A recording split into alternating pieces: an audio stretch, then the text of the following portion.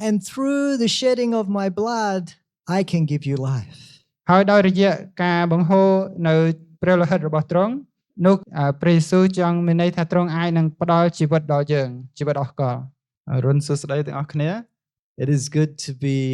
here together on a Sabbath. ពិតជាល្អដែលយើងអាចជុំគ្នានៅព្រឹកថ្ងៃសៅរ៍នេះ It's also good to be able to celebrate some special Christian ceremonies today. ហើយក៏ល្អដែរដែលយើងអាចនឹងធ្វើកម្មវិធីពិសេសខ្លះពាក់ព័ន្ធនឹងសាសនាយើង I want us to pray together again. ខ្ញុំចង់ឲ្យយើងអធិដ្ឋានមកផ្លេតទៀតសិន Our Father in heaven, អរព្រះវរបិតានៅនគរឋានសួគ៌ we invite your presence in a very special way today. យើងចង់សូមវត្តមានរបស់ទ្រង់ក្នុងរបៀបពិសេសនៅថ្ងៃនេះ As we celebrate the baptism of a brother in Christ. ក្នុងពេលវេលាដែលយើងនឹងប្រារព្ធហើយអបអរសាទរការធ្វើបុណ្យជ្រមុជទឹករបស់បុរសម្នាក់ក្នុងព្រះគ្រីស្ទ And then as we celebrate the Lord's Supper. ក្រោយដែលយើងនឹងបន្តក្នុងកម្មវិធីប្រារព្ធនៅពិធីបុណ្យលៀងព្រះអម្ចាស់ Both of these ceremonies are to bring us into your presence. ហើយកម្មវិធីទាំងពីរនេះក៏ចង់ឲ្យយើងបានចូលក្នុងវត្តមានរបស់ទ្រង់ May you speak through Caleb and I today also. ហើយសូមទ្រង់បាននិយាយដោយរយៈទូលបង្គំហើយនឹងលោកគ្រូធីមផងដែរនៅព្រឹកនេះ This we all ask in the name of Jesus. ហើយគុណសូមទាំងអស់នេះក្នុងព្រះនាមព្រះយេស៊ូវ Amen. អាមែន In Revelation chapter 3 and verse 20, ចឹងនៅក្នុងគម្ពីរវិវរណៈចំពុក3ហើយនឹងខ20 we meet Jesus យើងជួបព្រះយេស៊ូវ and he's knocking at a door. ហើយយើងឃើញព្រះយេស៊ូវកំពុងតែគោះនៅមាត់ទ្វារ Let's read those verses. ចឹងសូមយើងអាននៅខនោះវិវរណៈចំពុក3ហើយនឹងខ20 Behold, I stand at the door and knock. If anyone hears my voice and opens the door, I will come in to him and dine with him and he with me. មើលអញឈរនៅមាត់ទ្វារទាំងគោះបើអ្នកណាឮសំឡេងអញហើយបើកទ្វារឲ្យនោះអញនឹងចូលទៅឯអ្នកនោះអញនឹងបរិភោគជាមួយនឹងអ្នកនោះហើយអ្នកនោះជាមួយនឹងអញដែរ Jesus wants to have a relationship with us. ចឹងព្រះយេស៊ូវចង់មានទំនាក់ទំនងជាមួយនឹងយើង He's come to us and he's knocking at the door. ទ្រង់បានមកថាផ្ទះយើងហើយទ្រង់គោះនៅទ្វាររបស់ផ្ទះយើង It's not us looking for him, but he is looking for us. មិនមែនថាយើងអ្នកទៅរកទ្រង់ទេទ្រង់ជាអ្នករកយើង In this picture, we are hiding in our house. ហើយបើយើងមើលក្នុងខដែលយើងអាននេះមើលទៅដូចយើងកំពុងតែលាក់ខ្លួនពួននៅក្នុងផ្ទះរបស់យើង But Jesus has come to us and he is knocking on the door of our heart. ហើយព្រះយេស៊ូវបានមកដល់ផ្ទះយើងហើយទ្រង់មកគោះទ្វារចង់ចូលមកក្នុងចិត្តរបស់យើង When we open the door, ហើយពេលដែលយើងបើកទ្វារ we invite Jesus to come inside. យើងអញ្ជើញព្រះយេស៊ូវឲ្យចូលមកខាងក្នុង In this story, we see Jesus eating with us and us eating with him, but there's no end. ហើយក្នុងខនេះយើងឃើញថាទ្រង់ចង់មកក្នុងដើម្បីបរិភោគជាមួយនឹងយើងហើយយើងជាមួយនឹងទ្រង់ប៉ុន្តែដូចមិនមានចុងបញ្ចប់នៃការបរិភោគនេះទេ Jesus wants to have an eternal relationship with us. ព្រះយេស៊ូវចង់មានទំនាក់ទំនងរហូតអស់កលជាមួយនឹងយើង When we open that door, ហើយពេលដែលយើងបើកទ្វារចំហ when we invite Jesus in, យើងអញ្ជើញឲ្យព្រះយេស៊ូវយាងមកក្នុង it's a sign that we want to become a part of God's family. ជាសញ្ញាមួយដែលបញ្ជាក់ថាយើងចង់ក្លាយទៅជាក្រុមគ្រួសាររបស់ព្រះ And today I rejoice that Jonathan has decided to open the door and become a part of God's family. ហើយព្រឹកនេះខ្ញុំក៏សប្បាយចិត្តដែល Jonathan គាត់បានសម្រេចចិត្តចង់ដូចបើកទ្វារចំហហើយចូលមកក្នុងក្រុមគ្រួសាររបស់ព្រះ He has decided to be baptized គាត់បានសម្រេចចិត្តចង់ធ្វើបុណ្យជ្រមុជទឹក because he wants to follow Jesus. ពីព្រោះគាត់ចង់ធ្វើដូច ដើរតាមព្រះយេស៊ូវ Let's read in Romans chapter 6. ឥឡូវសូមយើងមើលទៅគម្ពីររ៉ូមចំពុក We're going to read verses 1 to 4. 6ហើយយើងចង់អានខ1ដល់ខ4 What shall we say then? Shall we continue in sin that grace may abound? Certainly not. How shall we who died to sin live any longer in it? ចឹងខរ៉ូមចំពុក6ខ1ដល់ខ2ដូច្នេះយើងនឹងថាដូចម្ដេចតើត្រូវឲ្យយើងចេះតែប្រព្រឹត្តអំពើបាបទៅទៀតដើម្បីឲ្យព្រះគុណបានចម្រើនឡើងឬអីទេមិនត្រូវឡើយធ្វើដូចម្ដេចឲ្យយើងដែលស្លាប់ខាងឯអំពើបាបហើយបាននៅរស់ក្នុងអំពើបាបទៀតបាន Or do you not know that as many as were baptized into Christ Jesus were baptized into his death? ហើយខ3តើអ្នករាល់គ្នាមិនដឹងទេឬអីថាយើងទាំងប៉ុន្មានដែលបានទទួលបុណ្យជ្រមុជក្នុងព្រះយេស៊ូវគ្រីស្ទនោះគឺបានទទួលជ្រមុជក្នុងសេចក្តីសុគតនៃទ្រង់ដែរ Therefore, we were buried with him through baptism into death, that just as Christ was raised from the dead by the glory of the Father, even so we also should walk in newness of life. ដូច្នេះយើងបានត្រូវកប់ជាមួយនឹងទ្រង់ហើយដោយទទួលជ្រមុជក្នុងសេចក្តីស្លាប់ដើម្បីឲ្យយើងបានដើរក្នុងជីវិតបែបថ្មីដូចជាព្រះគ្រីស្ទបានរស់ពីស្លាប់ឡើងវិញដោយសារសេរីល្អនៃព្រះវរបិតាដែរ When we open the door of our heart to Jesus, we are showing that we want to die to the past. ចឹងពេលដែលយើងបើកទ្វាររបស់យើងដល់ព្រះយេស៊ូវនោះយើងចង់បង្ហាញថាយើងចង់ស្លាប់ភាពអតីតកាលរបស់យើង When we enter the water of baptism, we want to die to the past. ពេលដែលយើងចូលក្នុងទឹកហើយយើងធ្វើពិធីជ្រមុជទឹកហ្នឹងគឺយើងចង់ស្លាប់សម្រាប់ជីវិតចាស់របស់យើង It is true that we were born to be sinners. ពិតមែនថាយើងកើតមកជាប់ក្នុងអំពើបាប But we can die to sin តែយើងអាចមានបំណងចង់ស្លាប់ផ្នែកអំពើបាបដែរ and be born again. ហើយកើតជាថ្មី When we're born again, we're no longer born to be sinners, but we're born to live a holy life with Christ. ហើយពេលដែលយើងកើតជាថ្មីនោះយើងមិនមែនកើតដែលយើងចង់ធ្វើបាបតទៅទៀតប៉ុន្តែយើងចង់រស់នៅជាមួយនឹងព្រះវិញ When we go under that water in baptism, it's a sign that we want to die to our sinful life. ហើយពេលដែលយើងចុះទៅក្នុងទឹកនោះគឺមានន័យជាសញ្ញាមួយដែលថានិមិត្តសញ្ញាមួយដែលថាយើងចង់ស្លាប់ក្នុងជីវិតចាស់ដែលមានបាបហ្នឹង When we come out of the water, it's a sign that we want to live the new life with Christ. ហើយពេលដែលយើងឡើងចេញពីទឹកមកវិញនោះគឺក៏ជានិមិត្តសញ្ញាថាយើងចង់រស់ក្នុងបែបជីវិតថ្មីជាមួយនឹងព្រះគ្រីស្ទ That's why Paul said we also should walk in newness of life. នោះហើយបានលោកប៉ូលបានប្រាប់យើងថាឲ្យយើងដើរក្នុងជីវិតបែបថ្មី But this new life is lived with Christ. តែជីវិតបែបថ្មីនេះគឺយើងដើរជាមួយនឹងព្រះគ្រីស្ទវិញ Again and again Jesus says, "Abide in me and I will abide in you." ហើយម្ដងទៀតព្រះយេស៊ូវបានប្រាប់យើងថាឲ្យយើងនៅជាប់ក្នុងទ្រង់ហើយទ្រង់ក៏នឹងនៅជាប់ជាមួយនឹងយើង And today Jonathan has chosen to live this new life in Christ. ហើយថ្ងៃនេះ Jonathan ក៏គាត់សម្រេចចិត្តចង់រស់នៅជីវិតបែបថ្មីក្នុងព្រះគ្រីស្ទ Many of you have already made that decision and entered into the new life with Christ. ហើយក៏មានបងប្អូនយើងមួយចំនួនធំដែរដែលបានធ្វើការសម្រេចនេះរួចទៅហើយដែរ Some of you are still deciding.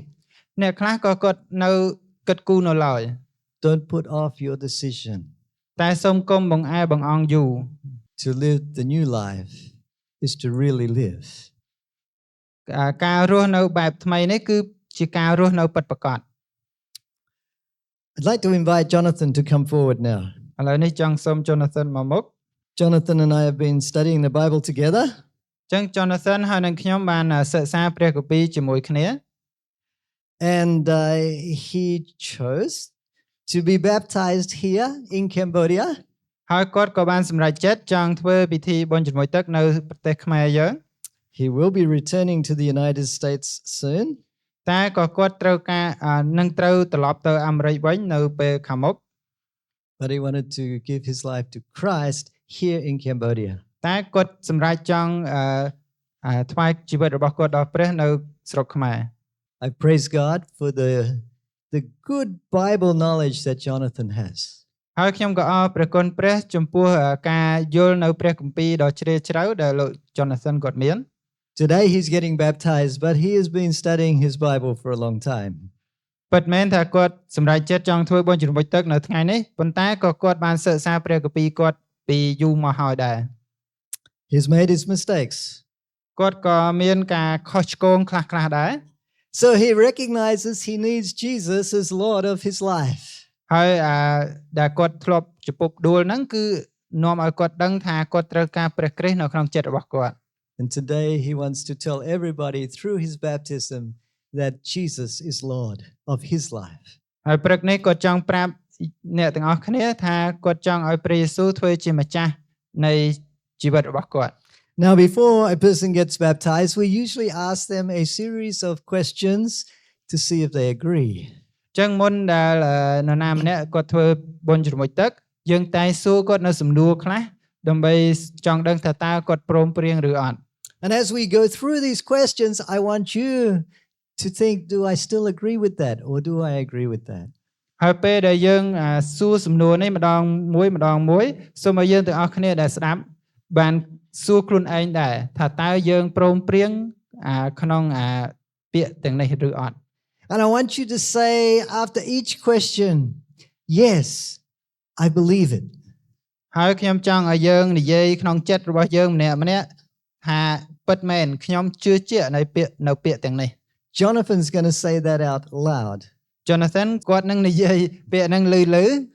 But I want you to say it in your heart as a prayer to Jesus. តែសម្រាប់យើងដែលស្ដាប់ខ្ញុំសង្ឃឹមថាយើងអាចនឹងនិយាយពាក្យថាខ្ញុំព្រមប៉ុន្តែនៅក្នុងចិត្តយើងដូចជាយើងអធិដ្ឋានទៅព្រះវិញ We're going to read in English and Khmer. ហើយខ្ញុំនឹងអានជាភាសាអង់គ្លេសហើយជាភាសាខ្មែរ So let us begin. ដូច្នេះសូមយើងចាប់ផ្ដើម I believe there is only one all-powerful God who reveals himself as the Father, the Son, Jesus, and the Holy Spirit. This same God created all things. ខ្ញុំជឿជាក់ថាមានតែព្រះមួយអង្គគត់ដែលមានអំណាចខ្លាំងជាព្រះដែលសម្ដែងឲ្យឃើញថាទ្រង់ជាព្រះវរបិតាព្រះរាជបុត្រាយេស៊ូវនិងព្រះវិញ្ញាណបរិសុទ្ធព្រះដដែលនេះជាព្រះដែលបានបង្កើតវត្ថុសពសារពើ Is that what you believe? Yes. Amen. Number 2. Through Jesus' sinless death, I have received forgiveness for the sins I have committed. សេចក្តីស្លាប់ក៏ថយចុះខ្ញុំបានទទួលដោយមិនខុសឆ្គងផងដែរ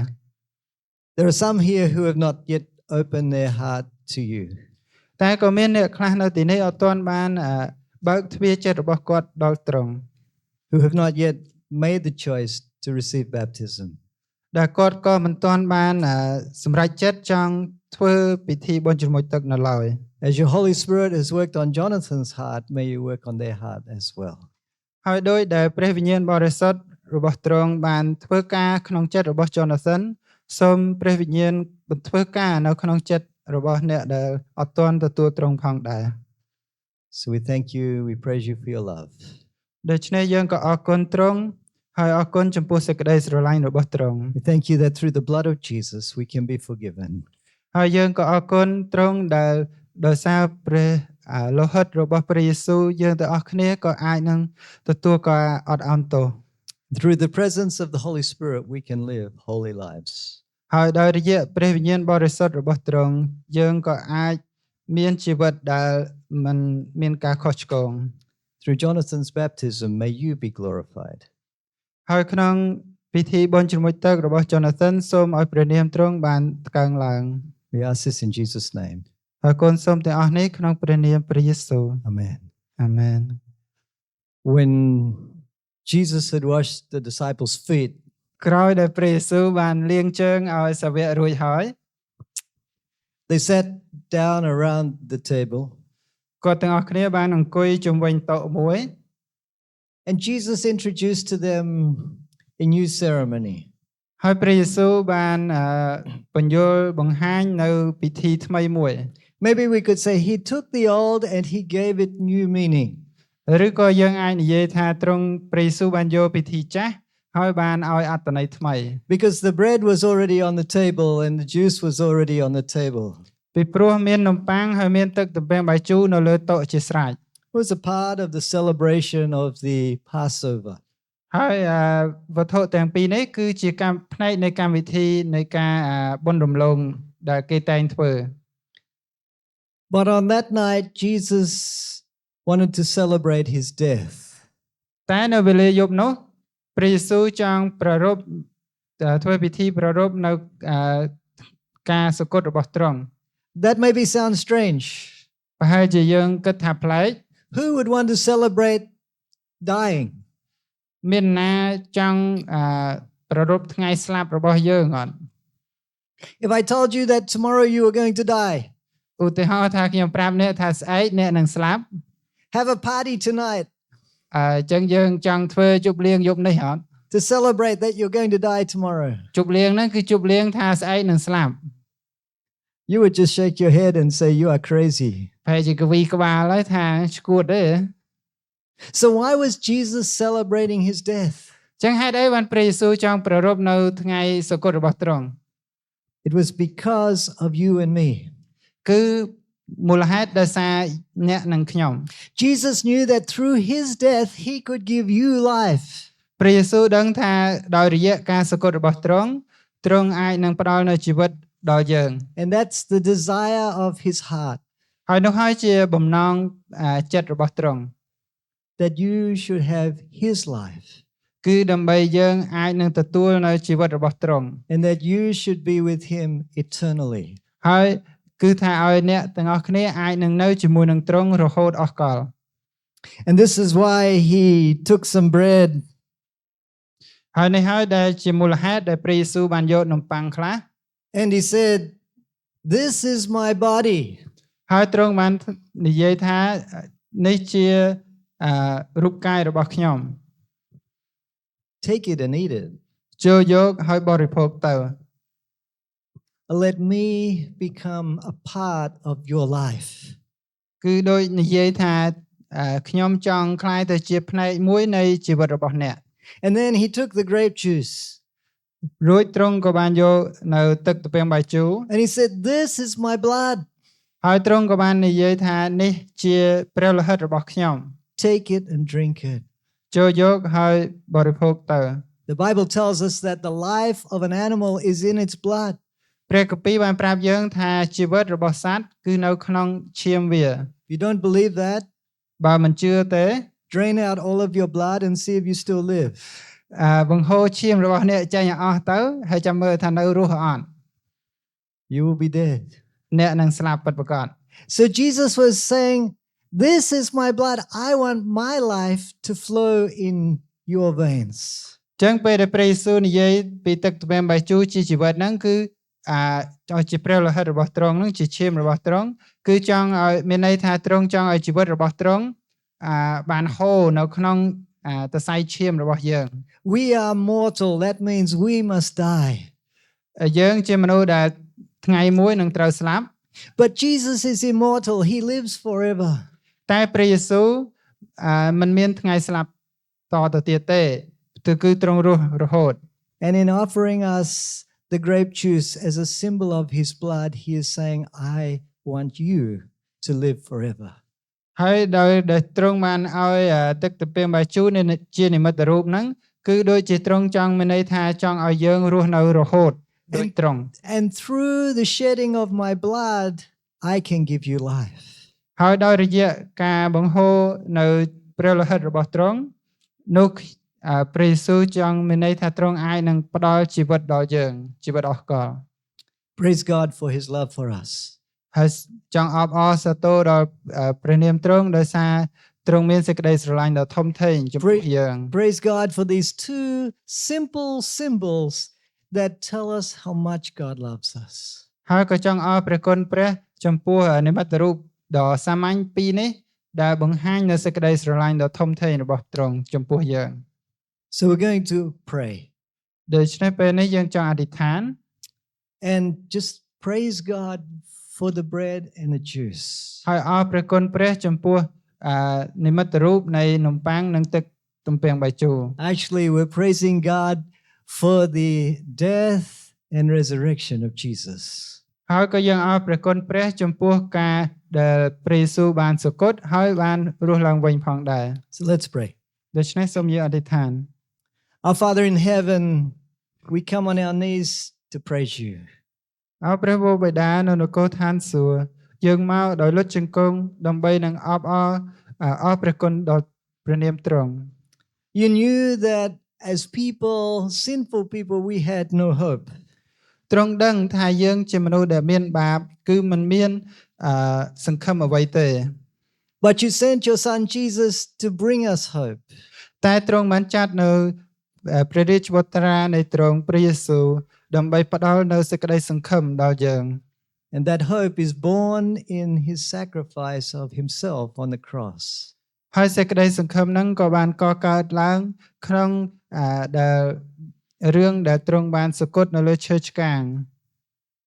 So this morning we lift these symbols of Christ's body and blood. ដូច្នេះព្រឹកនេះយើងក៏បានលើកនៅនិមិត្តរូបទាំងពីរនេះគឺទាំងនំប៉័ងនិងទឹកទំពាំងបាយជូរដែលតំណាងឲ្យរូបកាយនិងព្រះលោហិតរបស់ទ្រង់ We dedicate them to you. ហើយយើងចង់ប្រទានពរពិសេសរូបតំណាងនិមិត្តរូបនេះដល់ទ្រង់ In praise and thanksgiving for Jesus' sacrifice for us. ដោយអរព្រះគុណទ្រង់ចំពោះការលះបង់ដ៏ធំធេងរបស់ទ្រង់ចំពោះយើង And as we eat them and as we drink, ហើយពេលដែលយើងទទួលទានហើយនៅពិសា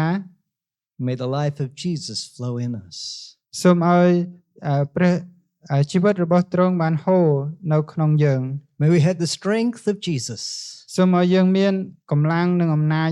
ដូចព្រះយេស៊ូវមាន the power to defeat sin just as Jesus defeated sin.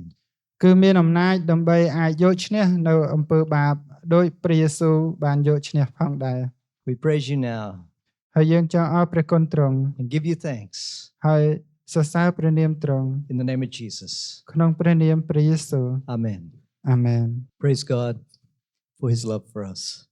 ចឹងយើងអរគុណព្រះចំពោះសេចក្តីស្រឡាញ់ដ៏ធំរបស់ទ្រង់ចំពោះយើង Because of his love for us, ហើយដោយរយៈសេចក្តីស្រឡាញ់ដ៏ធំរបស់ទ្រង់ we can come to him with courage and faith. យើងអាចមកឯទ្រង់ដោយមានភាពក្លាហានហើយសេចក្តីជំនឿ And I'd like us to read a verse from Hebrews before we take this. ហើយមុនដែលយើងទទួលទានសូមយើងអាននៅខមួយដែលចេញពីគម្ពីរហេព្រើរ Hebrews chapter 4 and verse 16. Let us therefore come boldly to the throne of grace, that we may obtain mercy and find grace to help in time of need. ចឹងហេព្រើរចំពុក4ខ16ខចុងក្រោយនៃចំពុកដូច្នេះត្រូវឲ្យយើងរាល់គ្នាមកដល់បល្ល័ង្កនៃព្រះគុណដោយក្លាហានដើម្បីនឹងទទួលសេចក្តីមេត្តាហើយរកបានព្រះគុណសម្រាប់នឹងជួយដល់ពេលត្រូវការចុះ As we take the juice and the bread, ចឹងក្នុងពេលដែលទទួលទាននៅទាំងនំប៉័ងនិងទឹកទំពាំងបាយជូរ let us come before the throne of God សូមឲ្យយើងមកចំពោះបល្ល័ង្ករបស់ព្រះ to receive grace and mercy, ដើម្បីទទួលបានព្រះគុណនិងសេចក្តីមេត្តា which are the love of God. ដែលចេញពីបល្ល័ង្ករបស់ទ្រង់ Jesus said, take the bread, eat it, drink the juice. For this is my body, this is my blood. ចឹងព្រះយេស៊ូវបានប្រាប់ថាឲ្យទទួលទាននៅនំប៉័ងនិងទឹកទំពាំងបាយជូរដែលតំណាងឲ្យរូបកាយនិងព្រះលោហិតរបស់ទ្រង់ចឹងអាចទទួលទានបានពេលឥឡូវនេះ